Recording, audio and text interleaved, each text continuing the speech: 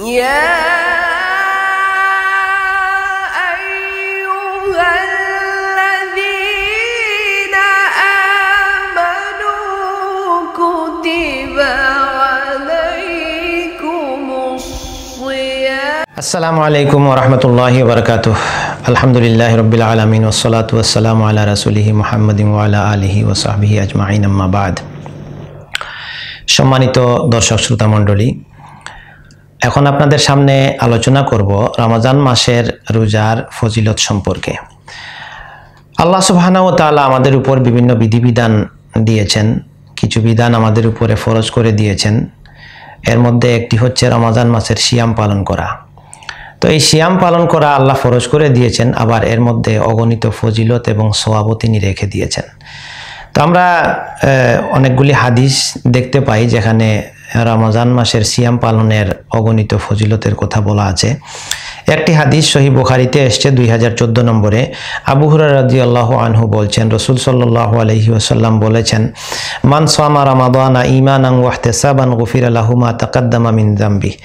যদি কোনো মানুষ ঈমানের সাথে সওয়াব অর্জনের আশায় রমজান মাসের সিয়াম পালন করে, আল্লাহ সুবহানাহু ওয়া তাআলা তার অতীতের সকল গুনাহ ক্ষমা করে দিবেন। সুবহানাল্লাহ। তো এই হাদিস থেকে আমরা যেটা জানলাম যে আমাদের গুনাহগুলি ক্ষমা করার জন্য, আমরা সবাই গুনাহগার, আমরা প্রত্যেকেই গুনাহ করেছি, অনেক গুনাহ করেছি। এই জন্য আমরা যদি তওবা করি আর সিয়াম পালন করি, আল্লাহ সুবহানাহু ওয়া তাআলা এর মাধ্যমে আমাদের গুনাহগুলি ক্ষমা করবেন। আরেকটি হাদিস আমরা দেখতে পাই সহিহ মুসলিমের 2763 নম্বর হাদিস। আবু হুরায়রা রাদিয়াল্লাহু আনহু বলছেন, রাসূল সাল্লাল্লাহু আলাইহি ওয়াসাল্লাম বলেছেন, কুল্লু আমাল ইবনে আদম ইউদাফুল হাসানাতু। প্রত্যেক আদম সন্তানের নেক আমলের সওয়াব নিম্নে 10 থেকে উপরে 700 দিফ 700 গুণ পর্যন্ত আল্লাহ বৃদ্ধি করে দেন। তার তাকওয়া, তার ঈমান, আমলের গুরুত্ব এবং ইহতিমাম ইত্যাদির কারণে এই সওয়াবের তারতম্য হয়। তো নিচে 10 থেকে 700 পর্যন্ত আল্লাহ দিয়ে থাকেন। আর সওমের ব্যাপারে আল্লাহ সুবহানাহু ওয়া তাআলা বলছেন, ইল্লা সওম, তবে সওম ব্যতীত ফা ইন্নাহু লি ওয়া আনা আজজি বিহ, কারণ এই সওম আমার জন্য হয় এবং আমি নিজেই এর প্রতিদান দিয়ে থাকি। সুবহানাল্লাহ। সওম আল্লাহর জন্য কিভাবে হয়? যে প্রত্যেক কোনো ইবাদত এমন আছে যার বাহ্যিক কাঠামো থাকে, যেমন আমরা সালাত আদায় করার সময় রুকু সিজদা করি, কিছু মানে একটা অঙ্গভঙ্গি দেখা যায়। যাকাত দেওয়ার সময় একজনকে টাকা দিতে হয়, মানুষ দেখতে পায়। কিন্তু সিয়াম এমন এক ইবাদত যার বাহ্যিক কোনো রূপ বা কাঠামো নেই, এটা একান্ত অন্তরের বিষয়। তাই সিয়াম যদি কেউ রাখেই, তবে একমাত্র আল্লাহ সুবহানাহু ওয়া তাআলাকে সন্তুষ্ট করার জন্য রাখবে। এখানে মানুষকে দেখানোর মতো কোনো সুরত এর নাই। তো এই জন্যই আল্লাহ সুবহানাহু ওয়া তাআলা বলছেন যে সিয়াম আমার জন্য, অর্থাৎ সিয়াম কেউ রাখলে আমার জন্যই রাখে, আর আমার জন্যই যেহেতু সে এই নেকির কাজটি করে, তখন এর সওয়াব দেওয়ার ক্ষেত্রেও আমি নিজ হাতে অগণিত সওয়াব আমার এই বান্দাকে আমি দান করি। সুবহানাল্লাহ। আরেকটি হাদিস আমরা দেখতে পাই সহিহ মুসলিমের 2764 নম্বরে আসছে।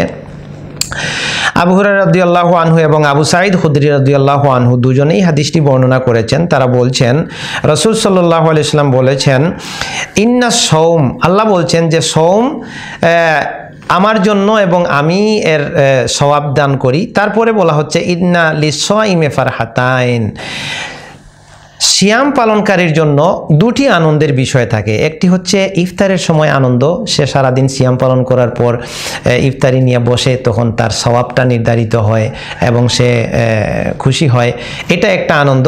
আরেকটা হচ্ছে যে আল্লাহর সামনে যখন ইযা লাকি আল্লাহ, আল্লাহর সামনে যখন সে যাবে, তখন এই সিয়ামের সওয়াব সে দেখে অনেক খুশি হয়ে যাবে।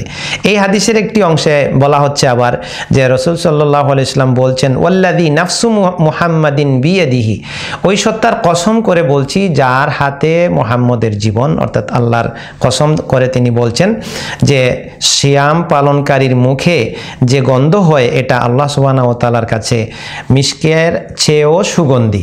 অর্থাৎ এই গন্ধটা হচ্ছে উপবাসজনিত কারণে, উপবাস থাকার কারণে মানে একটা গন্ধ তৈরি হয়, যেটা এটা আল্লাহ খুব পছন্দ করেন মিশকের মতো। এই জন্য রোজাদারের মর্যাদা আল্লাহর কাছে অনেক বেশি।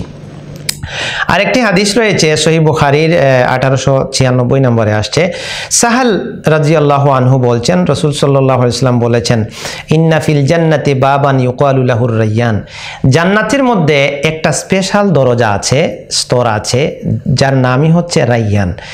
লা ইয়াদখুলু মিনহু সাইমুন ইয়াউমাল কিয়ামা লা ইয়াদখুলু মিনহু আহাদুন গায়রুহুম।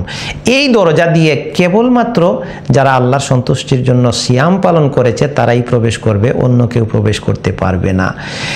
এছাড়া আল্লাহ সুবহানাহু ওয়া তাআলা হাসরের ময়দানে সূরা হাক্কার 24 নম্বর আয়াতে আসছে, বলবেন পরকালে যারা মুমিন বান্দা তাদেরকে বলবেন, কুলু ওয়াশরাবু হানিআম বিমা আসলাফতুম ফিল আইয়ামিল খালিয়াহ, তোমরা দুনিয়ার জীবনে যে নেক আমল করেছো এই জন্য তোমরা আজকে খাও এবং পান করো। অর্থাৎ দুনিয়াতে মানুষ অনেক সময় খাওয়া এবং পান করা ত্যাগ করেছে, সিয়াম পালন করেছে, আল্লাহর সন্তুষ্টির জন্য কষ্ট করেছে। আল্লাহ সুবহানাহু ওয়া তাআলা খুশি হয়ে তাদেরকে এত নিয়ামত, এত খাবার, এত অফুরন্ত পুরস্কার তাদেরকে দিবেন, দিয়ে বলবেন, তোমরা বান্দারা এখন তোমরা ইচ্ছামতো খাও, পান করো, আর তোমরা যেভাবে খুশি হতে চাও সেইভাবে খুশি হও। সুবহানাল্লাহি ওয়া বিহামদিহি। তো আমরা এই হাদিসগুলো থেকে এবং আয়াত থেকে এটা জানতে পারলাম যে রমজান মাসের সিয়াম পালন করার কত ফজিলত আল্লাহ সুবহানাহু ওয়া তাআলা আমাদের জন্য রেখেছেন।